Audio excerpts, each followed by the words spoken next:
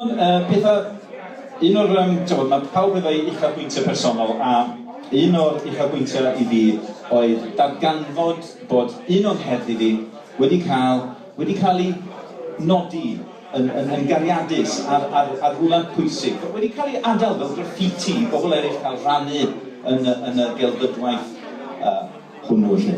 Ac lle oedd nhw wedi rhoi hyn?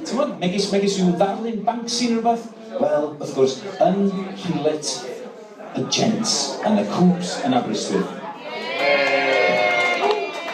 Allwch chi ddychmygu fy norfoledd o weld hyn yn fanna.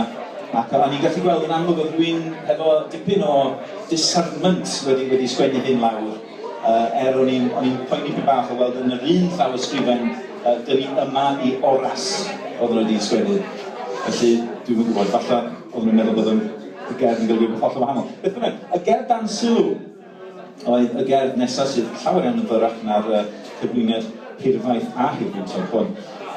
Da chi'n gwybod pan ydych chi'n mynd allan, falle fydd rhai o'n chi hyn yma, rhai o dyniau sengl yn enwedig, falle yn mynd i gael curry.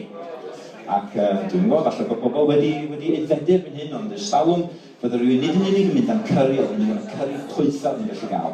Ac yn wir, yn aml iawn, dydyn nhw'n heiffig iawn gyda perchnogion, y bwyty, Indiaidd, ac yn jarffio ac yn dweud, ti da curry pwythaf sgyn ti?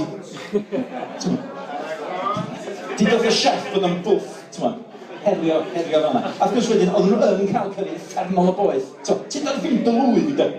A bod nhw'n cael curry effernol o boeth, sylweddol yn ddian iawn wrth brio ar gorffan y curry yma. Bod nhw'n gwneud peth hynod anoeth. A wedi gorfod sleifio'r gongol ffomio mam, achos fel arfer oedd nhw'n hogiodd yn byw efo ei mam. Mam, gael ffordd adrodd ar tŷ curry, nid i roi toilet roll yn fridge, please. Achos dyna, wrth gwrs, natur Vindaloo, fel dwi am ddatgelu chi yn y gerdd hon. Yr englyn bach hwn sydd, actually ddim yn englyn bach o gwbl, mae yn totally standard length. Vindaloo, rho i'r safn y saig llafnog i brofi'r llosgi braf i'r hoedlog. A sut beth ar set y bog drannoeth i'w cachu dreinog.